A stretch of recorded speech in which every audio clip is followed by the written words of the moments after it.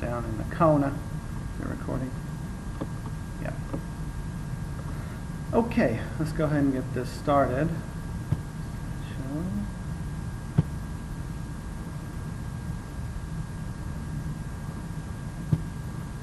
Okay, so like I said, we'll revisit some of the stuff last week, and you know, all my videos have just been like a chronological, basically become kind of a diary. And I'm very visual, maybe excessively mental, if you want to say too, which is the masculine path. There are yin and yang to everything.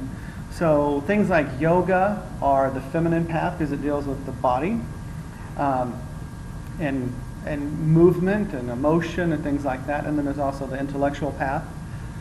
Buddha kind of did the intellectual path. You know, you're searching, and then eventually you just give up and it happens. But I'm still doing the searching, close to giving up. But so anyway, it's just been, you know, and sometimes the stuff is like, whoa, out there because I'm playing with an idea. And I mean, like, I get into like the hologram and this being some kind of simulation, which you can probably find in lots of different places online. But my main thing that I'm really drawn to do, and because I started doing massage about 20 years ago, and before that I was like, I wouldn't even have a sleep, I was like completely asleep. So, and during massage class, I had that one teacher, David Goyette, and he woke me up, just having that experience, got into the energy medicine, and have been going from there. And my big thing is I love symbolism and I love how everything matches up when you really start looking. So my gift, if you will, is more third eye. It's like vision. So I'm really sharing my vision, and then we play with doing the other parts. I'm not saying I'm master in any way. I always have that declaration, you know, practice what I share and take it with a grain of salt. You know, you are your own discernment vehicle. And whatever feels good to you. So I'm not saying I know it all, I'm just sharing what I have. And my whole thing is like, I'm looking for the unified field theory to everything. So Einstein was looking for that. He never found it before he died. One of his things in the way where he didn't believe that God played dice with the universe. But when you get into quantum physics, it looks like God does play dice. So our beliefs and our perceptions can be the very thing that keeps us from expanding. And everybody in this room knows that. So, I like to explore how everything is so freaking overlapped that it's insane once you start seeing it. And once you start seeing it, it is literally like you have these new pair of glasses, and you can see like since I've been waking up, I experience more and more synchronicity. I'm sure everybody in here does. And then since I've been with Leanne, it's like it's even more so. It's like two power come together, and you have like two or more come together. Just crazy synchronicities from even the book that Crystal had given us a book, and how that just correlated and synchronized in such a way. I mean, to an insane level where we just out of the blue, you can call it out of the blue, spirit guide or whatever, we went down to the coast, and we were stayed the night on the coast, and we were looking at the stars, like, we haven't seen those stars, so we download that app, you know, where you hold, and I found one that shows the pictures, or Leanne found the one that shows the pictures. So we're looking around, and insane level of overlapping, because the book had to do with a guy clubbing this girl or in the head, and then her kundalini coming out, physical manifestation. So we're looking at the stars right above us, and boom, that's called Medusa, that's right there. And to the point that it was like, whoa. I mean, this the overlaps, and you think, you start to thinking like, well, I'm a little crazy. Anyway, I love the overlap. So we're going to get into that. And my main focus with this series, I'm calling 9/11. The last one was 9/11. It's spiritual focused.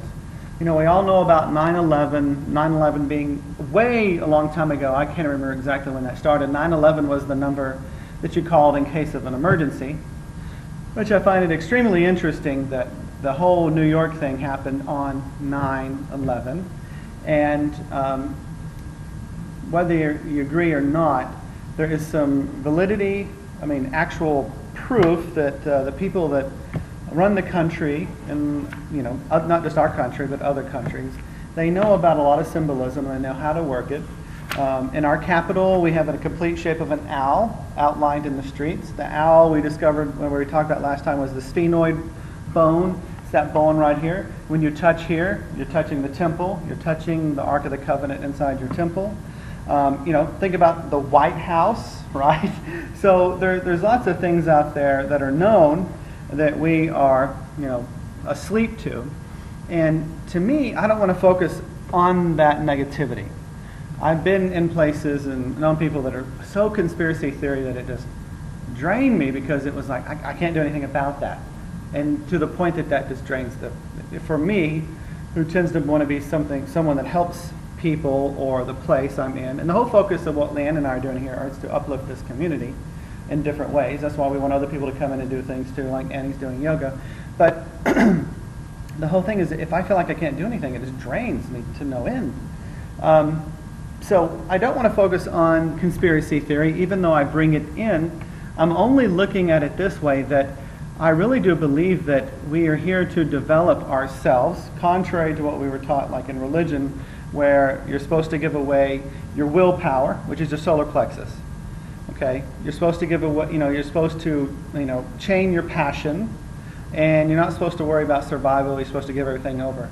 And in doing that, we have lost our complete power as a being, and we are no longer sovereign beings. We're tied to something. So, for example, even in religion, there was a middleman between you and God. The government is in between us and our power. To the point, and the thing about a middleman or a middle person or a middle group is that you have to pay their dues. You have to play by their rule.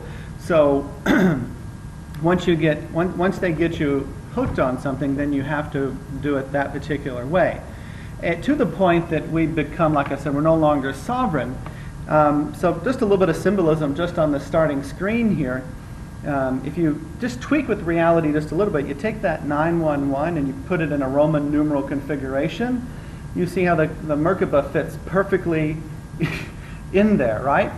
Okay? 911. 9 is the number of completion, but what comes after 9? 10. 10 conveniently has been crossed out, right? And 11, if you know numerology, 11 is the master number that does not reduce.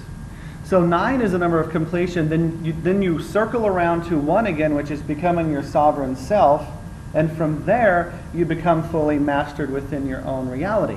So in a way, this is to say that there are forces here that are trying to make us 11s, but in their own way are limiting us. So if I want to learn about willpower, what better reality to be in where my will is challenged all the time? Does that make sense? If I just walk through and everything happens, I'm not gaining anything. So I believe this reality is pushing us to become masters.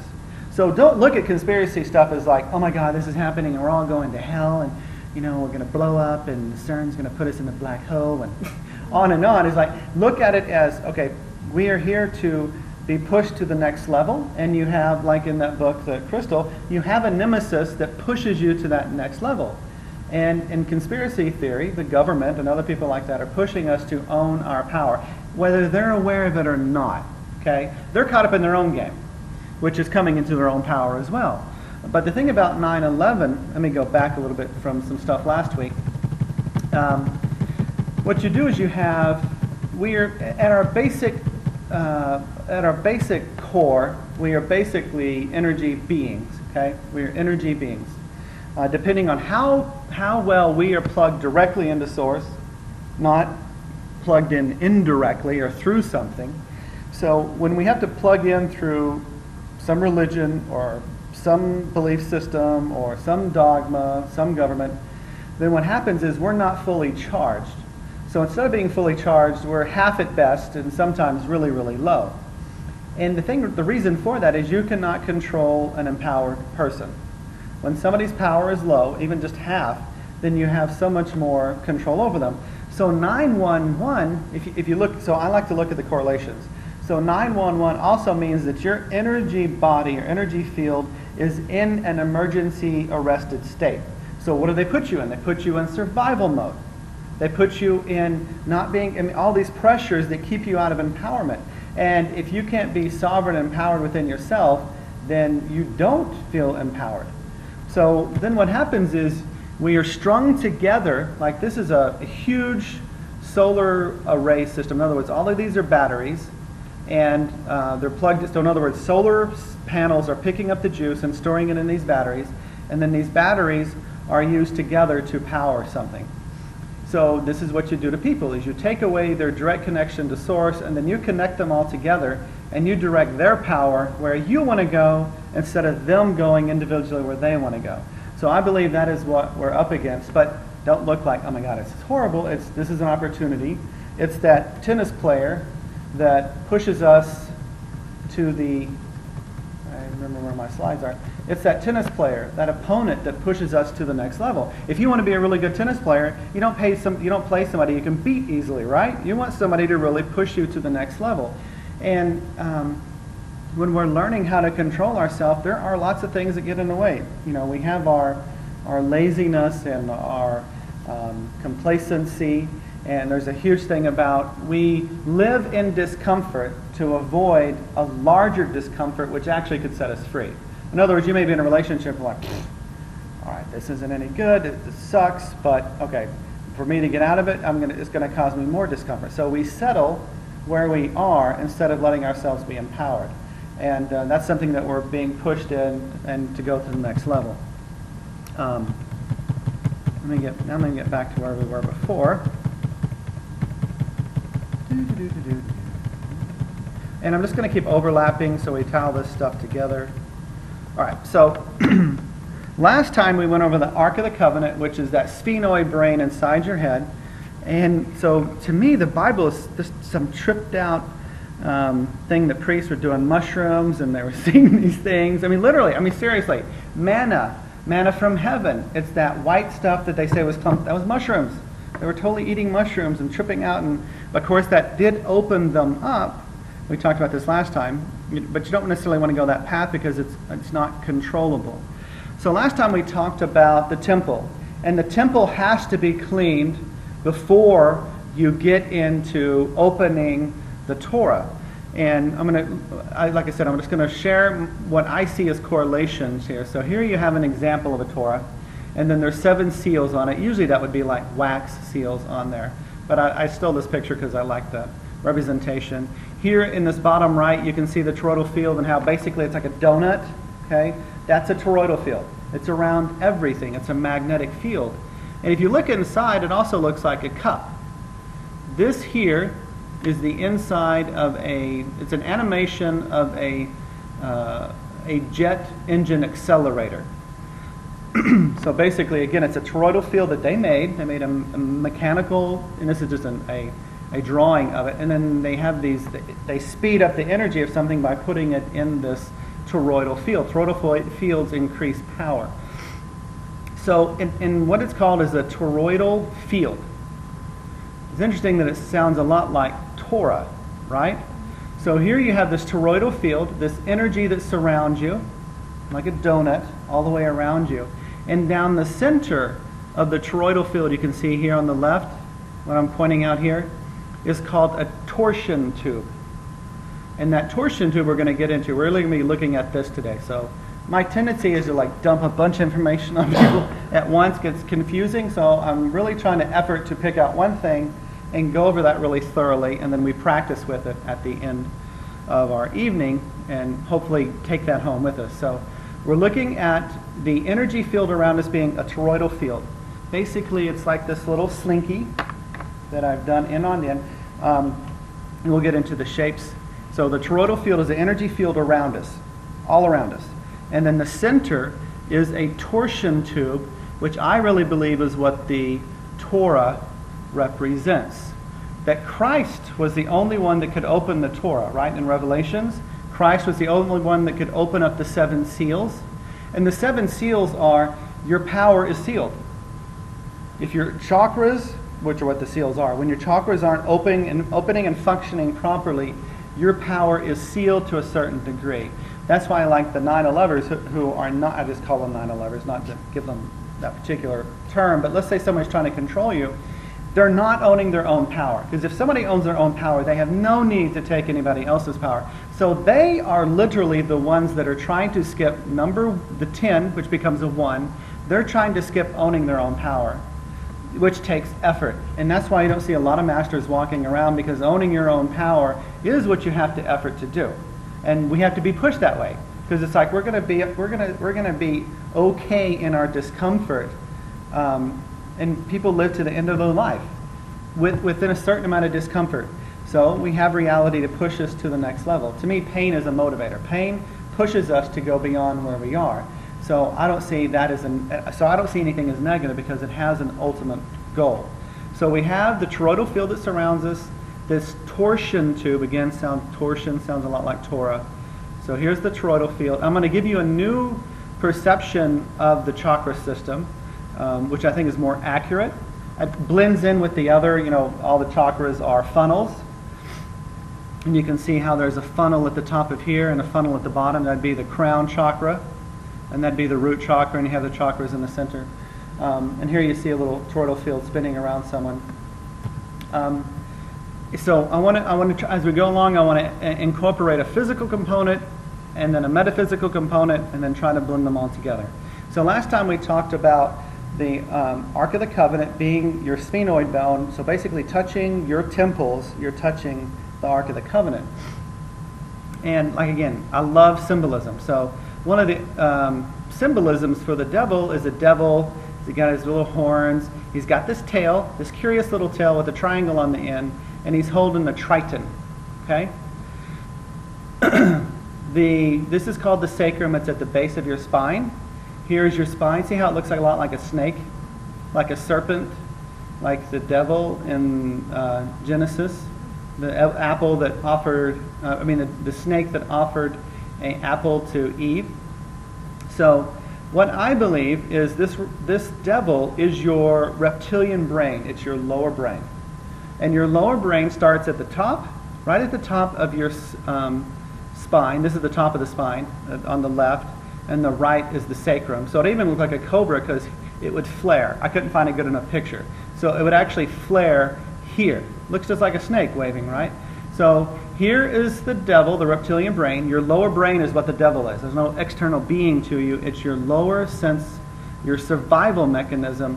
And then the spinal cord goes all the way down and into that triangle. So here's your reptilian brain. That's your spinal cord going to your sacrum. So I believe that is what the symbolism about. The triton, interestingly enough, there is what they call a trigeminal nerve that your reptilian brain holds. Okay, and the triton, the trigeminal nerve, controls basically the 5 senses, which here you can see looks like a mask. So it's like our mask. It's our false ego self, and that triton nerve controls that. And Ganesh, if you look at Ganesh a particular way, or your reptilian brain, it totally looks like Ganesh. You're like, whoa.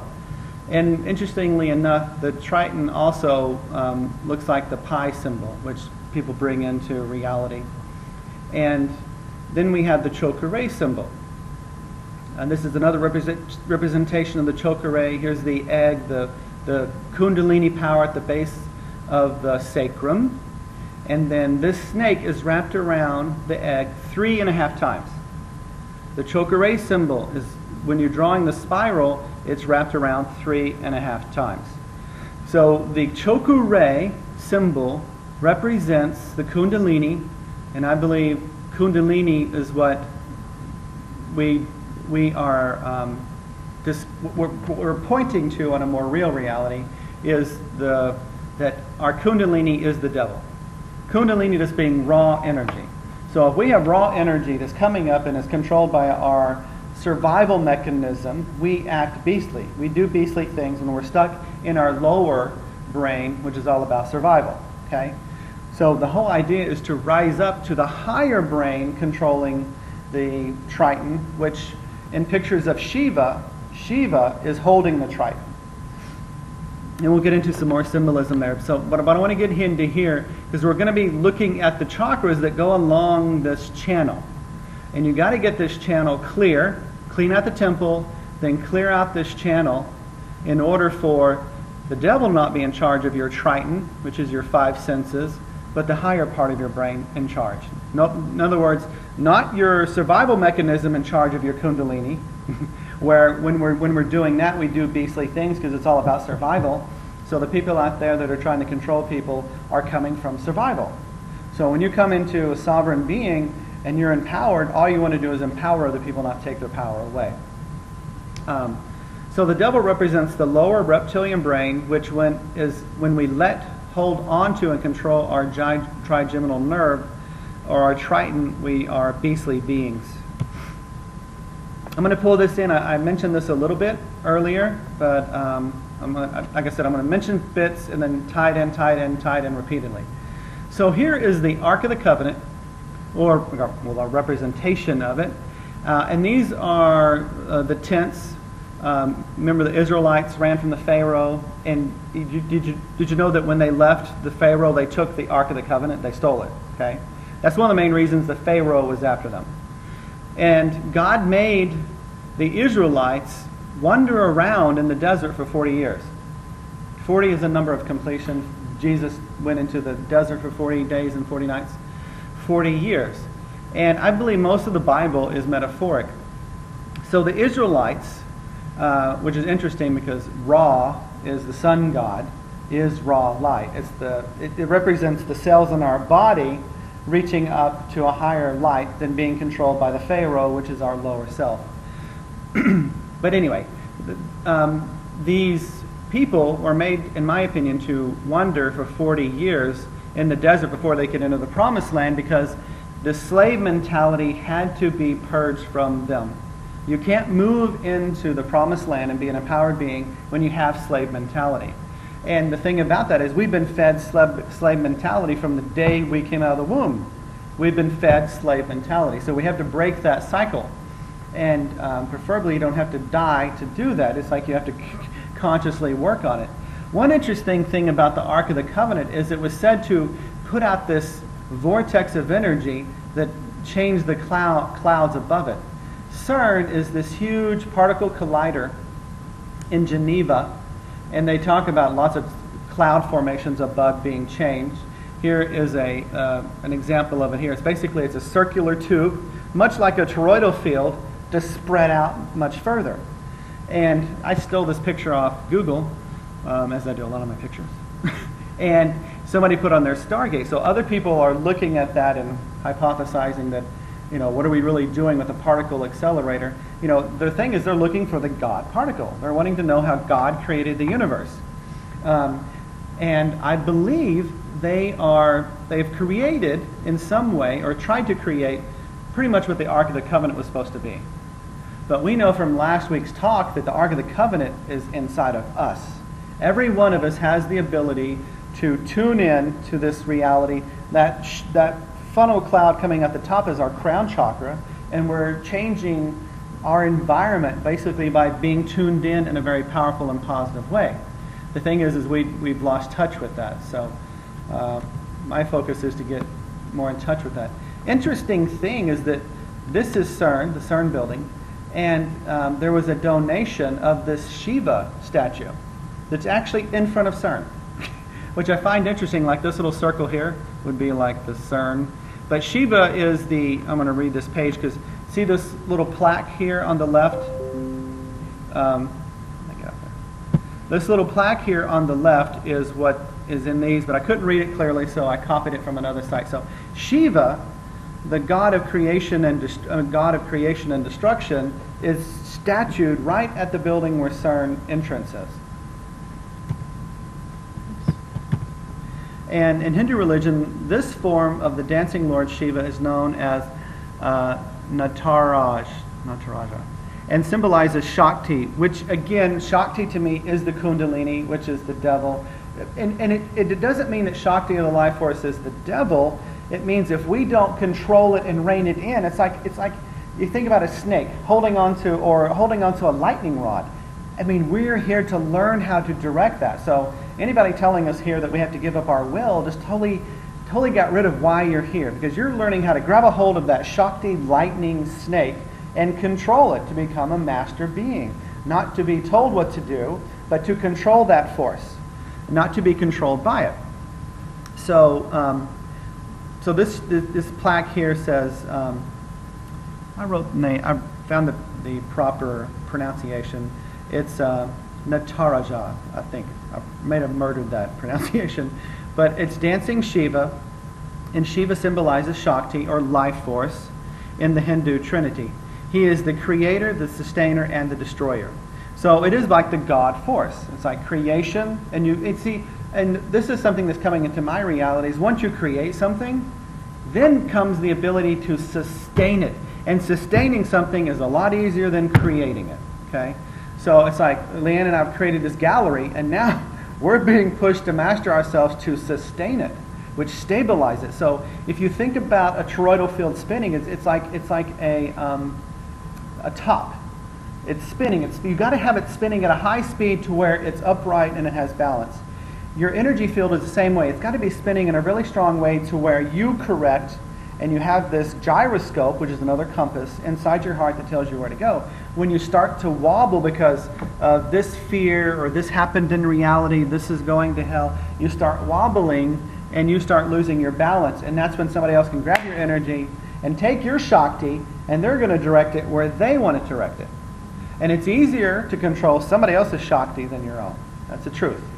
It's easy to tell and control somebody else besides your own. That's why 9/11. It's like the tenors or the niners, instead of going to master 11, they're trying to take our power and direct it instead of owning their own power and directing it.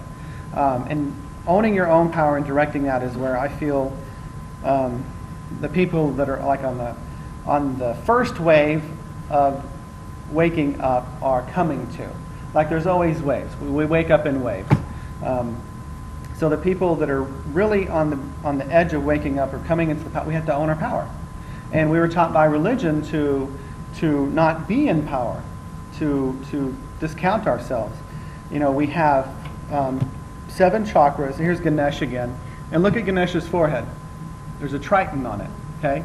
And you could look now, you could look at the trunk is the spinal cord in the Ganesh picture. The trigeminal nerve, which comes out of the pons, your lower brain, that is the tusk. So in a picture, I'll show you probably next time or a couple times, there is a pons, which is basically round, and then you have 2 nerves that come out, and usually in anatomy pictures, they're just shown as like little tusks coming out. So Ganesh, I kid you not, Ganesh is a real thing, but again, it's like the devil, it's not external to you, it's inside of you. And what does Ganesh do? You pray to Ganesh, or Ganesh, people say that a different way, to remove obstacles. It's the elephant that's supposed to remove obstacles, but the reality is that is your obstacle. Your lower brain is your obstacle. So you've got to get rid of your survival mechanisms and rise up out of the reptilian brain to get to the next level. And in a lot of the Indian temples, Ganesh is at the front of the temple. It's the first thing you have to get through. It's the protector. And you think about a higher force and more intelligent force. Hopefully there's a higher, more intelligent force in charge than we are. You would know not to give a child a gun or power. So there is a block to that power, and until we master our fear and our survival patterns, our kundalini cannot rise into the higher self, and you cannot become fully empowered. That's why people are trying to work around it and skip the whole show. It's like, okay, I'm going to get other people to do my thing, but you know that just prolongs their growing and their learning. And you see the little 3-headed snake around Ganesh's belly. Lots of symbolism there. So let's tie this toroidal field more in. Nassim, it's funny because you know, you think you have this idea and it's all your own idea. Well, years ago, I was like, there's something up with the chakra system, so I meditated on it, and drew pictures. I did a lot of drawing pictures. And it came to me that when we have a chakra, a funnel coming out, there's also an equal funnel on the other side. So your hand chakra basically has a funnel going like this, and a funnel going like this, and it basically is a huge toroidal field. Your hand is a toroidal field. So that got me to thinking like, hey, that's a lot like a black hole. So I started looking at black hole stuff, and this is the toroidal field that surrounds your body. But it's also the shape of a black hole. And we have a black hole in the center of our universe. So here's a black hole in the center of our universe. The stars spiral out from it, and if you look up black hole, you'll see that it shoots up these pillars or rays of energy just like the Ark of the Covenant and just like the CERN do. But that's also our chakra system. Remember I talked about the toroidal field and the torsion tube? So you have a, and I started a group an old Facebook group where I was before called Black Hole Hearts. And the heart center, your heart chakra, which is the center of all your chakras, is a black hole. But when you tap into it, it's not empty. It's like the womb. So there's lots of correlations in Chinese medicine, flip-flops. Things flip-flop in a way. Like yang is masculine, yin is feminine. Yang is supposed to be, what we experience and what we do, and then yin is just the principle of holding energy. It's like the womb. So if you go into the black hole, it's not empty. It's carrying everything. So if you can get into this heart space, into this black hole, this void, you're entirely connected to every other void. So to me, that is the meaning of Namaste at its highest point. When you're in that space in you, and I am in that space in me, we are one. There's no separation. The thing is when you're completely in that space, there's no separation between you and God. You are right there. There is no middle person. You are in the presence. Not only are you in the presence of God, you are the presence of God. And I believe to some degree that's what we're creating. I just got chills. So that center point is called the singularity. Okay? And the singularity, here's the toroidal field, here's the torsion tube, the black hole, which is the center heart, the chakra system, where the yang and the masculine, the yang and the yin energy come together. And it's a magnetic field. This entire toroidal field is around our earth. It's around every living thing. And when you're plugged in there, you're plugged into God. You are one. And there's lots of things here to cover just within this. And Nassim gets into black holes. So when I was looking for this, I was like, oh my God, somebody else has already done this. So, but I love his information. You can look it up. Nassim Haramein. Really a genius guy. So the singularity, and again, I'm always playing with words, is right in your heart. That is the holy grail that we're looking for. So this little ring at the top here, can you see on that toroidal field? The very top is called the event horizon, and then that's the singularity. So remember how Jesus had a halo? You know when energy is really focused, you see it more? So I can imagine that he had his energy really flowing, and when, if you have a bathtub and the water's just stale, you don't see anything, but you pull the plug out, you see the vortex. So when people saw the halo above Jesus' head, they were seeing his event horizon, which was the edge of that upper funnel, okay? We all have it. And we're going to get into whatever is in our heart center, which we are projecting out. We're pulling energy in and projecting out, pulling energy in, projecting out, pulling. And the energy that we pull in is affected by our consciousness, our beliefs, our feelings. And they create, when we're putting this energy out, those are the things that we put out from here, and they come back as events on our horizon. So again, I'd like to play on words. So the event horizon is where we begin to see the result of what we're putting out. Or if you're looking at other people controlling you, it's what they're telling you is going to happen, and it shows up in your reality because you're letting someone else tell you what your reality is. If you don't want to be any part of something, you have to unplug from it completely. I mean, literally unplug. Take yourself off of the solar array system, and don't let yourself be plugged into other batteries, because you will be pulled into that reality. I totally believe that. And I've seen crazy things where, like I was talking about Leanne and I having the experiences where you really start to see the most subtle things showing up on your event horizon that are like, oh, in the beginning you feel like you're cuckoo for Cocoa Puffs, and then it begins to happen so often you just laugh about it. So here's on the left here is the chakra system. You have your upper brain, which is male, the lower brain, which is basically called the second brain. This is your intestines. It's called the enteric nervous system. It is literally a brain. So male brain, analytical. Female brain is your gut, your feeling. And if you fold yourself at your heart, you totally overlap that brain with this brain. That's why with kids with ADD, ADHD, and all these other things, their brain isn't working because their gut is out of whack. You change their diet because 90% of your serotonin isn't produced in your masculine brain. It's produced in your feminine brain. And one of the ways that we stimulate the production and release of serotonin is carbohydrates. So when we're stressed, what do we go for? We go for carbohydrates to release the serotonin. The thing about that is we typically, based on the American diet, we tend to go for the bad carbohydrates. So we get a release, and then we fall right back in, or further into our hole, so to speak. So, but the main thing I'm trying to get here is to see that these are along this torsion tube, which is around our body, around the black hole. Here's the center chakra. There are chakras all along this torsion tube.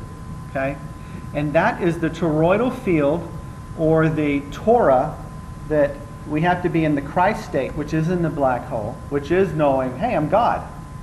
I mean, and even saying that, I can go, okay, John, you're sounding silly. So there's lots of deprogramming that has to happen.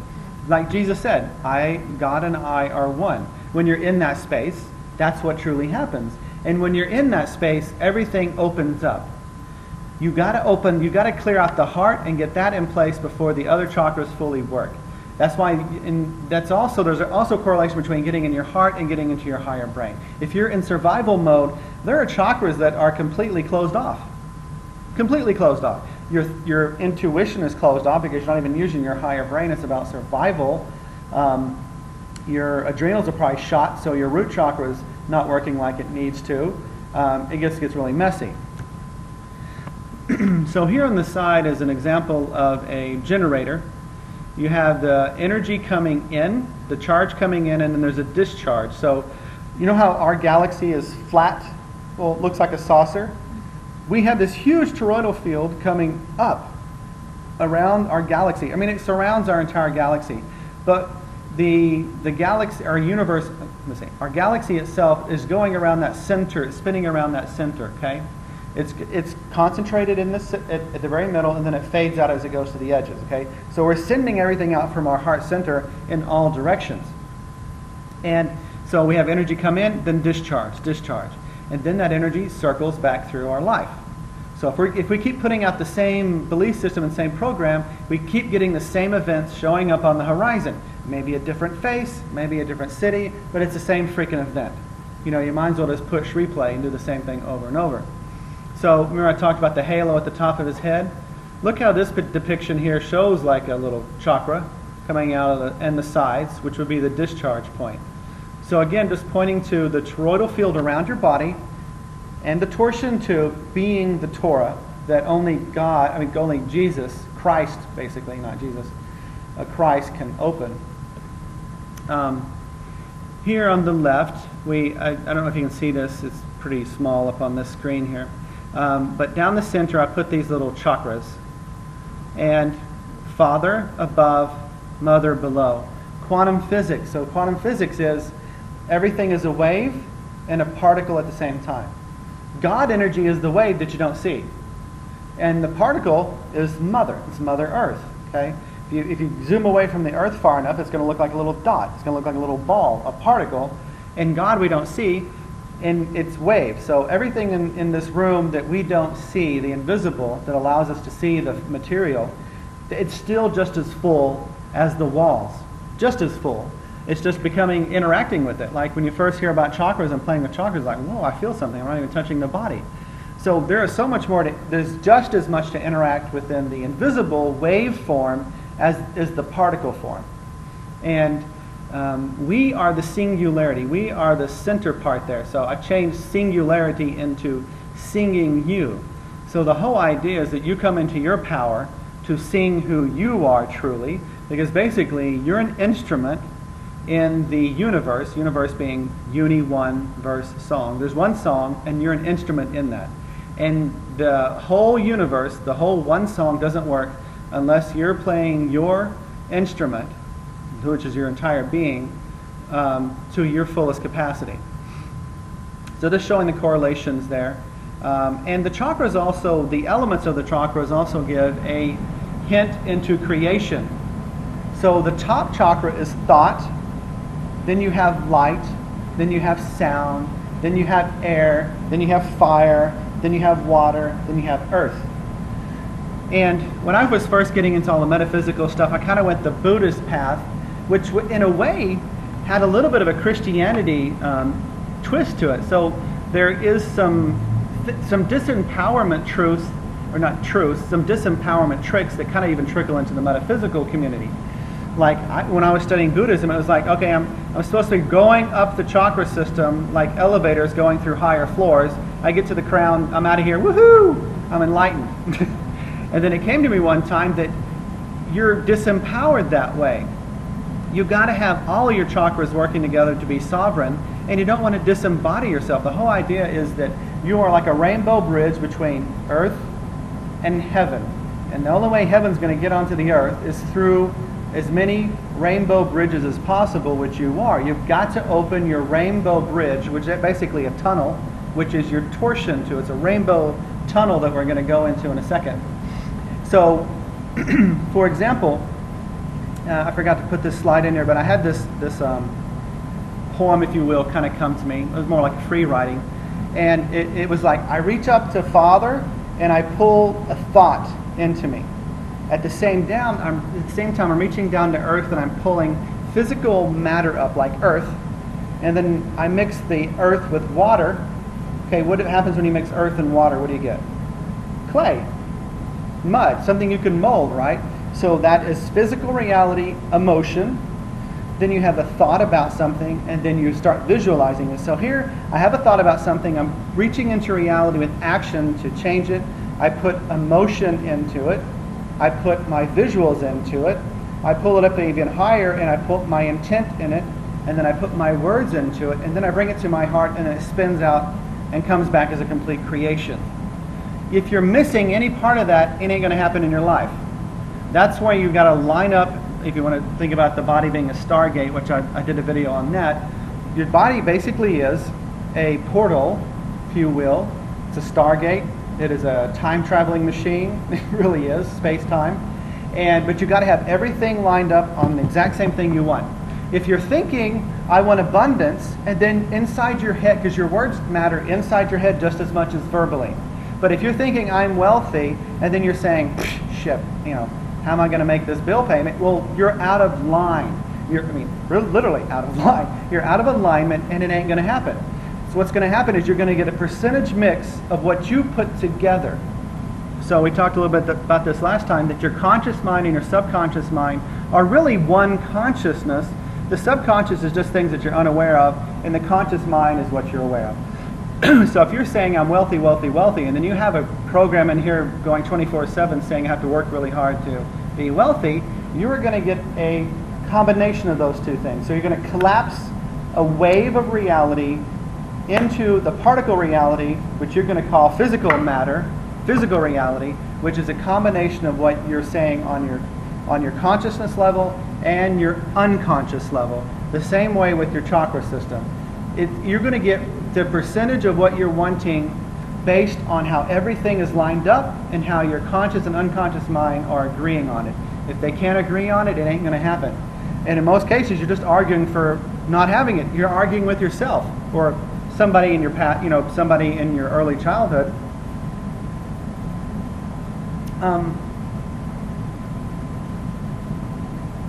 And another way to look at the system is I have a thought, I start visualizing and I start talking about it in a positive way. I put my heart into it, I start intending it into reality. I put my feelings into it, and I plant it into earth, and it can then blossom forward. So again, you're not only a torsion field, you're not only a toroidal field, or a torsion tube, toroidal field, black hole, singularity, it's all in one space here. You are it. This drawing I've done before. Usually I pass it out. It's a little easier to see, but it shows us how many things correlate. Just how many things are caught up in the energy system. The choker ray, again, is a representation to me of Kundalini, and basically, to me, when somebody refers to the devil, it is really referring to Kundalini energy. It's not good or bad. It's the person that's in charge of that energy that makes it good or bad. It's like money. Money is neutral. It's the person that controls that. So the devil is basically our mixed up mind, not the energy. The energy is pure. Our devil, our mental survival parts, and our fear and worry, that's what takes that electrified, like Zeus holding a lightning rod and directs it in the wrong direction. Adam and Eve. Eve, y'all know the Kundalini channel, represented by the snakes and the medical staff. There's a Kundalini channel, and the center one is called the Shushuman, and then you have a female called Ida, and then you have a masculine called Pingala, and there are two snakes that twist up the staff, and that's basically what the medical staff is. So the medical staff, which we use, is really, based and came from metaphysics, not physical. So wherever the snakes cross, there is a chakra system until they get to the higher brain, which is the pituitary, and then the wings of the medical staff are actually the corpus callosum, which are these nerve fibers that stretch from the left and right brain. When we are divided, when our left brain and our right brain are fighting one another, then we are not a unified being. When our chakras are completely open, the Kundalini rises to the higher brain, and our entire brain is working as one unit. What is the chakra at the forehead? What number is that? When you go about numbering the chakras, what number of chakra is the one at the forehead? 6, right? So how many eyes do you have, physically and metaphysically? 3. So 6, 6, 6.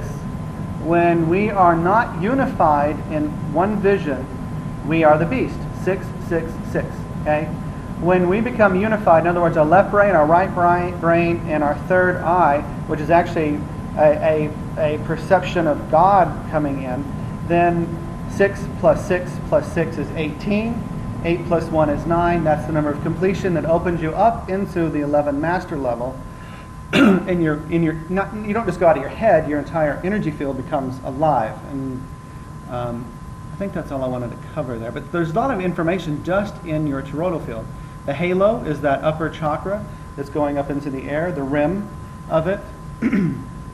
But what people call the devil is nothing more than our lower brain, and it's that snake energy, or it's represented by the snake at the base of our skull, the base of our sacrum, and this is called the tree of life. So here's Eve, which is Ida, and Adam, Pingala. They're wrapped up in the tree, which is in the garden, in the center of your body, and the devil is right there. We have to make peace with our own self and unify our male and female to come into the heart completely. And if you look at the word marriage, it basically means merry age. It's the happy days. When you completely unify your male and female energy, that's when the merry age happens. That's when Lucifer is chained up for Michael for whatever they say, like so many thousands of years. I forget the exact number. But Michael is supposed to come down from heaven and chain up the devil. Well, that's just your head. That's just your head. It's not a being out there. So I'm going to get into so if you look at the toroidal field, help yourself to water. The toroidal field, I like to play with words. If you rearrange this, if you just flip the I and the D, the ID, you get toroidal. It's a round dial. So my joke there is like ET phone home. It's like you dialing in where you want to go. You're dialing in the station you want to hear. If I put a radio right here, just a hand-set radio, even with just batteries, I could pick up a myriad of stations. That means in this empty space that we don't see are stations. And the one I pick up is the only one that I tune to. Only one that I tune to. But it's not just one tuner, you have like a 7-channel. You've got to line all the channels up together.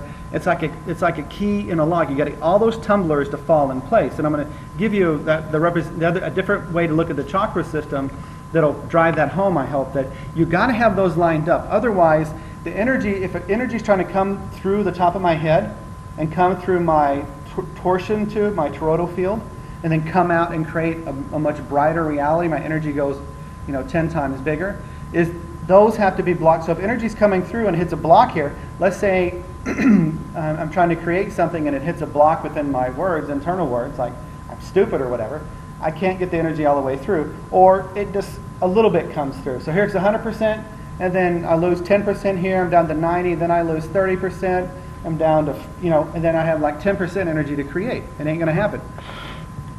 So this toroidal field is basically how you dial in your reality. It's what you experience in a real way.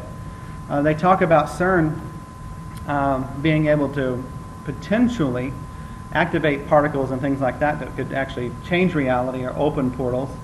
But we have that capacity within ourselves. What I'm getting at there is that anything that's external to ourselves is something that we have within ourselves at our fingertips. You don't have to go to church to meet God, because you have the temple right at your fingertips. You don't have to even leave home. You don't have to get out of bed. You don't even get out of bed to meet God right there. So just bringing home the correlation between the toroidal field and our energy field. Again, we have the torsion tube. You see this little animation here, how it creates a vortex down the center. And these 7 seals. So here, you know how you see the toroidal field, how it's spinning? This is like that's cut in half, and then you see the inside tube. It's like a pillar of light, okay? Literally a pillar of light. That's where our chakras are. Does that make sense? Okay. So in my belief in Revelations, where it says Christ opens the 7 seals, it's referring to our own torsion tube, and we're here to open that. Ideally, that's where our end game is, so to speak. But now I want to give you just a slightly different perception of the chakra system, and it being a tube that has, see how that has a little bottom to it? Okay, so the seals aren't like slapped onto the scroll externally. The seals are like this. So if you imagine looking down a hollow paper towel roll, and imagine that there's little seals going through it, how you got to be able to puncture all the seals to see all the way through. I have like a didgeridoo that was made out of a bamboo. Bamboo is a really good example of that, because you got to punch out those little points so you can blow through it all the way. So our energy field is this torsion tube going down the center of our body. So I want to give you a little animation to perceive that. Imagine that you're looking down at the top of somebody's crown. That's the crown chakra. That's the third eye. That's the throat. That's the heart. That's the solar plexus, the second chakra, the root, all the way through. So it is a tube, a torsion tube, that the center of it is more important than the outside. Okay? It goes back to this imagery here. The seals aren't necessarily outside, they're down the torsion tube. So if we have a particular block, like say here, that energy may get somewhat through, but not all the way through. Does that make sense? Okay. Hey, this is what happens when I focus on one thing. We're kind of wrapping it up to play with energy here in a second. So this is a menorah. It's a Hebrew. It's a 7 branch. It's what they light. Okay, they put all the candles on here, and there's other ones. There's 9. There's 9. This one has 9 candles. Holds 9 candles. This is the original, and it held 7. And again, I don't think it's an accident. I think there's lots of things external that we've lost touch with. And how they light it is they always lit all the candles from the center one. So if you turn this on its side and you put the chokeray over it, you can see how it correlates to the chakra system, and that 3.5 turns always ends at the heart center. Okay? So we have to be in the heart space. We have to be in that void where you are empty and completely full at the same time. It's like where the paradox meets itself. That's what I believe is what's referred to as Christ. When you're in that space, all the 7 seals open up, and that's when you have power. And we know we have moments of it in our own life at different times, but being completely in it and owning it. Remember I talked about getting there and maintaining it's the hard thing. You know, how many days do you have like a yoo-hoo day? And you're like, wow, I'm like flying high. Like I'm never going to be down again. Next day, you're like, you know, maintaining your high state. In Buddhism, they call it stable state. So in Buddhism, Buddha is someone that's gate gate bodhisattva. He's gone to the other shore. He ain't coming back. That's why everything that we've received from that has always been a little mystical. It's like, what the hell is he saying? Because the bodhisattva has got 1 foot here in this realm and 1 foot in the spiritual realm. Buddha has already gone all the way to the spiritual side, and they have a hard time really, to a certain degree, the longer they're tied into the spiritual realm, the less they're tied here. And a bodhisattva is someone that is going to become a Buddha. They call them bodhisattvas.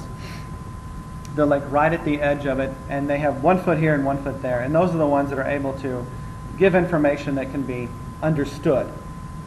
And for me, I prefer to be a bodhisattva, having a foot in both realms. I believe that's how it's supposed to be. Not just leave, because once somebody leaves, how are you going to impact this world? You know, maybe you left something behind, but to really impact this world, I want the bodhisattvas, the ones that are awake and have a foot firmly planted in the spiritual realm and the earthly realm, and know that rainbow tube, that rainbow channel, which is basically this: God's coming down to earth, and vice versa. Mother and Father are joining hands in the center of us, which is the center of the heart.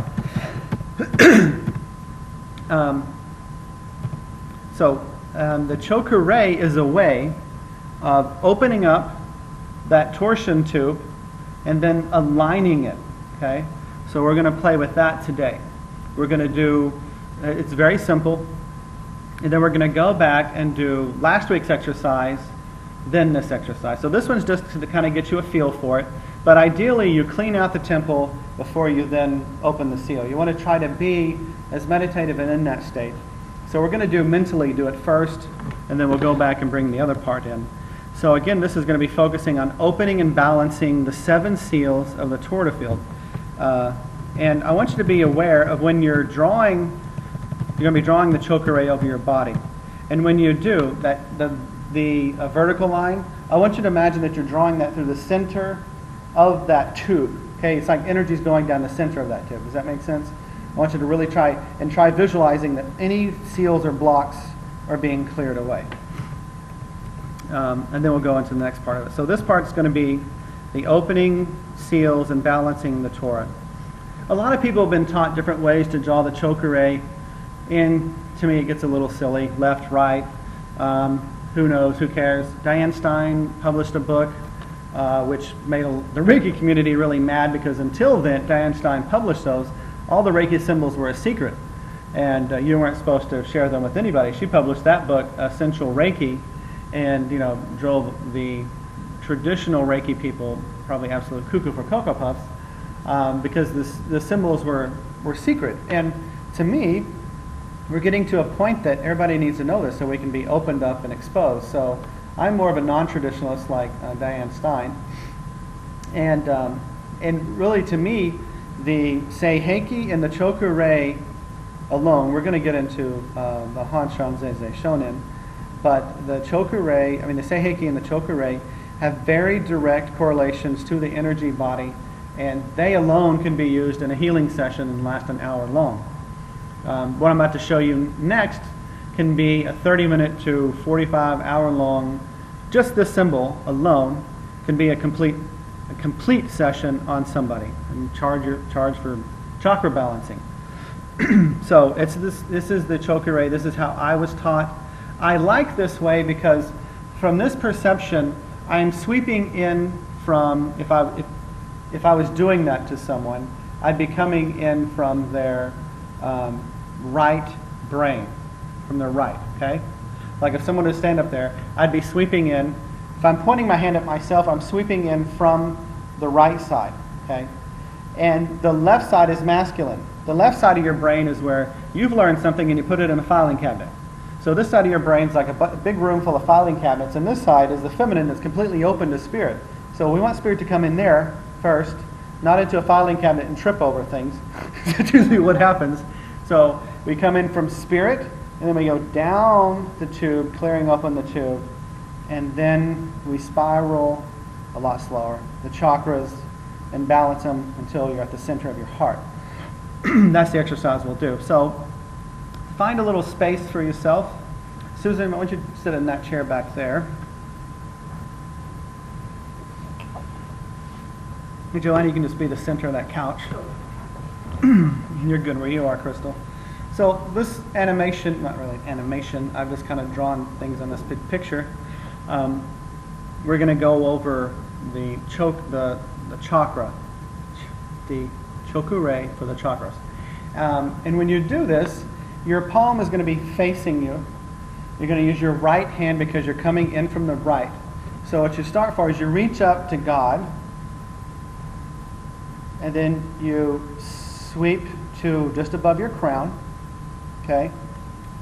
And then you come down to your crown. Now remember, you're viewing this is not like funnels coming out of your body like this, but you're looking at the tube. So I'm coming down to the crown, and I'm asking that seal to open on my crown, okay? Like you're looking down the center of a tube, imagining that center opening. Then you sweep down to the third eye, and you're imagining the third eye seal opening, looking down the torsion tube, going down to the throat, visualizing that that throat seal is opening, the blue seal is opening. Then going down to the heart. Here, the green seal is opening.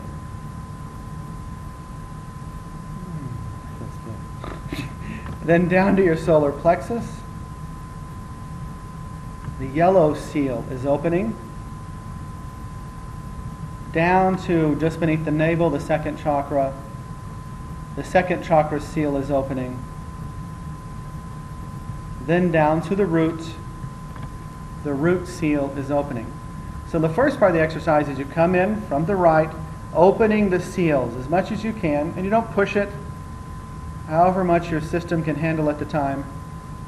And then from here, once we open, we have to balance, because most of us, our chakras are like this big or that big, and they're all out of whack. And instead of having a straight line down the center of our body, it's like, you know, and hardly anything is trickling through if it was water. So now the idea is you've got to have the upper chakras and the lower chakras balanced.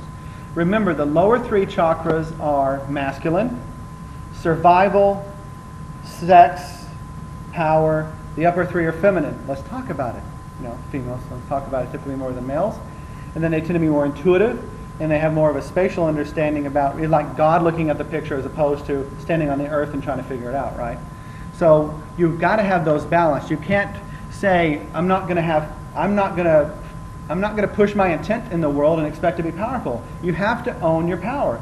You can't say, I'm not going to worry about survival and expect to get anywhere with your consciousness, because they're tied together. If you are dead, you're not conscious, okay? If you don't have intuition, you typically aren't very creative, and vice versa. If you don't have any power, you don't have a voice. And if you don't have a voice, you don't have, they go hand in hand. So really you have like 4 chakras, and the heart is the center one. So once you're down here at the root, you're visualizing the red, okay? Visualizing the red, thinking about being grounded. And then you spiral up on your left side. Perfect. Going to the crown. And now what I want you to do is I want you to visualize the crown and, the crown and the root energy. So remember, these are one chakra. So the upper part of the chakra is your crown, the lower part is the root. I want you to visualize the red and the violet or indigo color. Imagine your root and your crown are harmonizing. Your thoughts and your physical being are harmonizing.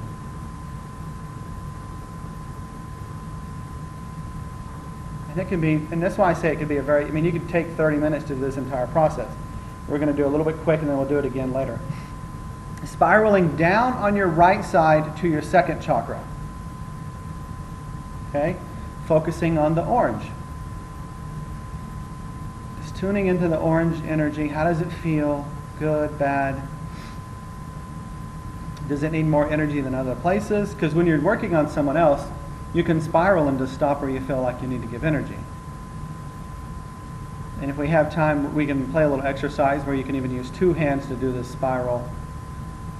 And then from the second chakra, you spiral up on the left to the third eye, purple. Now visualizing your third eye and your second chakra balanced, purple and orange. They're in harmony. Your creative energy and your intuition are in sync. They're on the same station.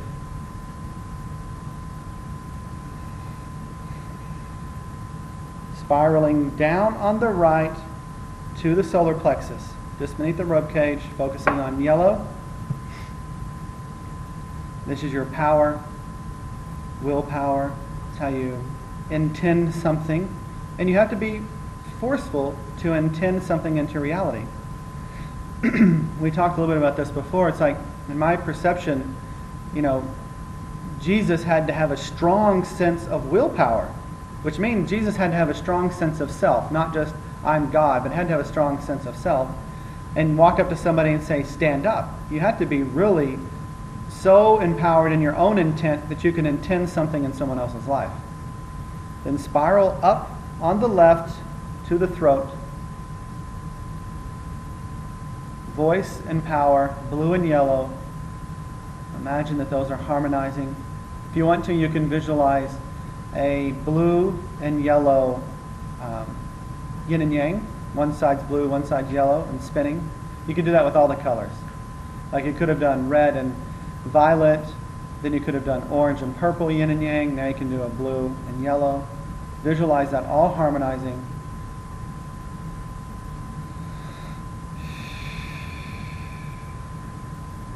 And then spiral down on the right to your heart. And once you're at your heart, you can place both hands over your heart. Visualize that you are a column of light.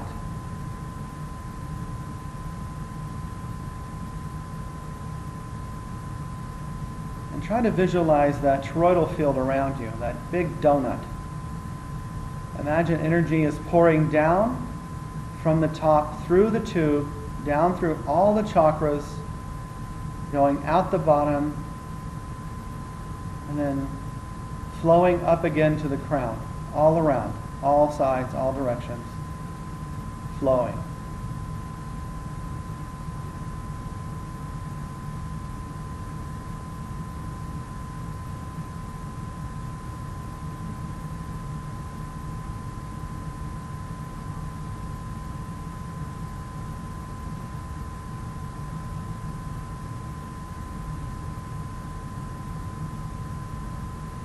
And then you could spend anywhere from a few minutes to, a long time, from a few minutes to a lot of minutes, in this position, to the point where you begin to feel more and more in that void space. And then from that void space, that is where you would want to intend something to happen. That's when you would want to send your focus out. So when we do a quick affirmation and we haven't lined ourselves, we're not putting much power behind it. But if we've cleaned out our temple, we've opened up the seals and then balanced them, and we've spent some quiet time in our heart chamber. And then, in that quiet space, you put something out into reality to become. It has much more power to it. For lots of reasons. And for one reason here, you're tied into all of creation, those things that will line up for you. People knock on your door and bring you an answer that you are seeking.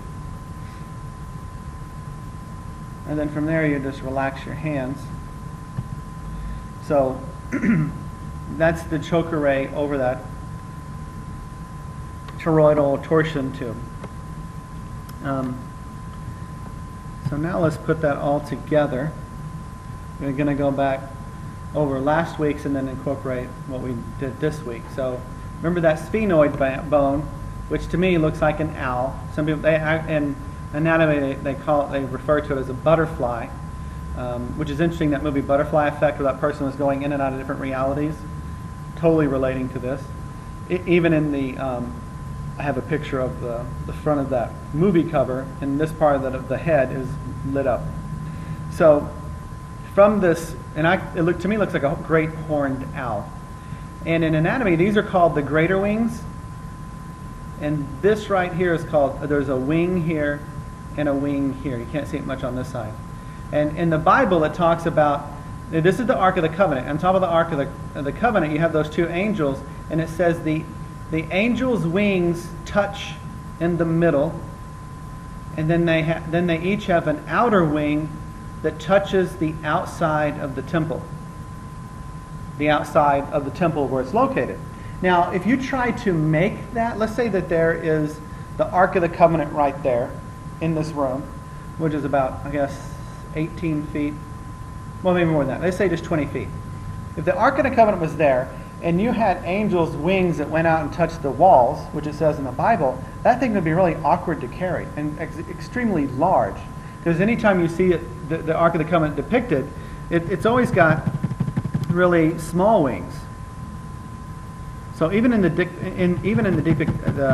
depiction of the Ark of the Covenant, they get it wrong.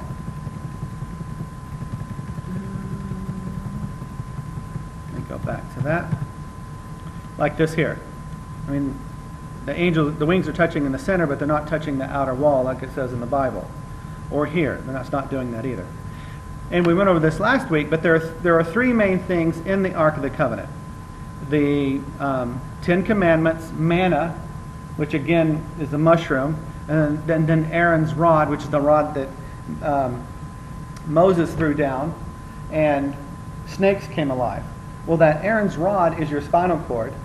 The 10 Commandments is your pituitary gland, which is two-lobed, and the 10 Commandments are hormones, and manna is just that energy, that power, which represents being awakened. And I really think when you awaken to a certain level, there is a hormone that is released. Some call it DMT, might be one close to it. DMT, you can look it up. A lot of people are, not a lot of people, but people on the fringe, if you will, are getting into DMT. It's something the body produces and releases when your eyes are closed in your deep meditation. And you really, basically it's synthesized, and you do have some trippy experiences with it. To be honest, I've tried it, and you see some strange things with it. It's not like LSD or something like that. It's actually a chemical that you produce in meditation that helps you give these visions and see things. So again, when they were doing mushrooms, they were accessing these hormones. They were using the external force again to create something and release something that we already have, right? So the whole thing is we got to learn how to get control of our own torsion tube, our own toroidal field, our own CERN machine, our own time travel stargate, because that's all of the above. We have to learn how to control it from the inside, not the outside in. But right there, but again, I love how the biblical reflects. And Moses means in the water. So the 10 Commandments come in the water, which are your hormones. I mentioned Shiva. So here's a picture of Shiva, and this is a different depiction than the one in front of CERN. CERN, it's dancing Shiva. But look what Shiva's holding, the Triton. The top of the head of Shiva is meant to look like a pine cone, which is what the pineal gland, which is our crown chakra, looks like. It's got the moon, which represents the emotions, and it's got the cobra. So it's like here, the cobra is a friend. And Shiva has got the control of your ego. So we are learning how to not let this lower brain, which is Ganesh, which is the devil, hold our Triton, which is our five senses. We're letting Shiva going past the lower brain into the higher brain.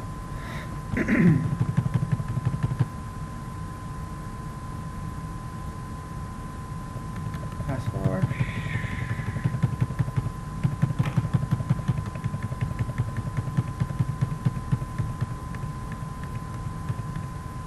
Okay, so for the YouTube, I'm going to go ahead and end the YouTube, and that first video that I made, 911, would have the next exercise. So basically we're going to do the clearing out of the temple, which is using the Seiheki on the sides of the head, and then we'll follow that with the Chokurei, and that completes clearing out the temple and then opening up the chakras and balancing them, and we'll do it just in a meditative state. And we can each pick something that we want to focus on to project out from our own heart center to create. So I'm going to stop this video.